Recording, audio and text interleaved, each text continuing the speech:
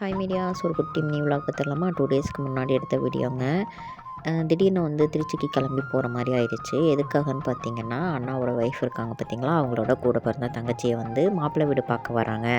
அதனால் வந்து சிம்பிளாக இப்போதைக்கு வந்து ஒரு நிச்சயதார்த்தம் மாதிரி எங்கள் வீட்டு பொண்ணை உங்களுக்கு நாங்கள் கட்டி கொடுக்குறோம் அப்படின்னு சொல்லி சம்மந்தம் பேசிக்கலாம் வாங்க அப்படின்னு சொல்லி நம்மளை கூப்பிட்டுருந்தாங்கங்க. அதுக்காக நம்ம ஃபேமிலி எல்லாருமே கிளம்பிட்டோம். டைரெக்டாகவே நாங்கள் மாப்பிள்ளை வீட்டுக்கே போயிட்டோங்க. அங்கே போயிட்டு வீட்டெல்லாம் சுற்றி பார்த்துட்டு அங்கே கொஞ்சம் நேரம் உட்காந்து பேசிட்டு அதுக்கப்புறம் வீட்டுக்கு வந்துட்டோம். நைட்டு வந்து பார்த்திங்கன்னா அத்தை வீட்டில் என்ன சமைச்சிருந்தாங்கன்னா சாப்பாடு, சாம்பார், அது கூடவே வந்து கடையில் வாங்கின சிக்கன் சில்லியும் மீனும் வாங்கியிருந்தாங்க. மீனோடைய தலை வந்து அண்ணாவுக்கு பிடிக்கும்னு சொல்லிட்டு அதை தனியாக எடுத்து வச்சாச்சு.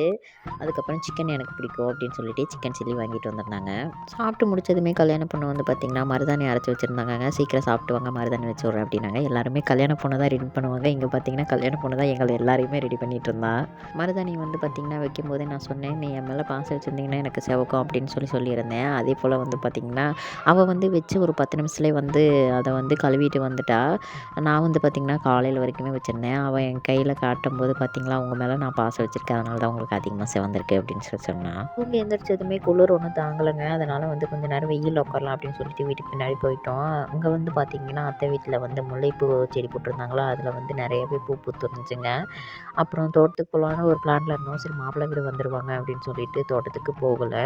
சாப்பாடு என்ன செஞ்சுருந்தாங்கன்னு பார்த்தீங்கன்னா இட்லியும் அது கூடவே வந்து கார சட்னியும் தேங்காய் சட்னியும் செஞ்சுருந்தாங்க.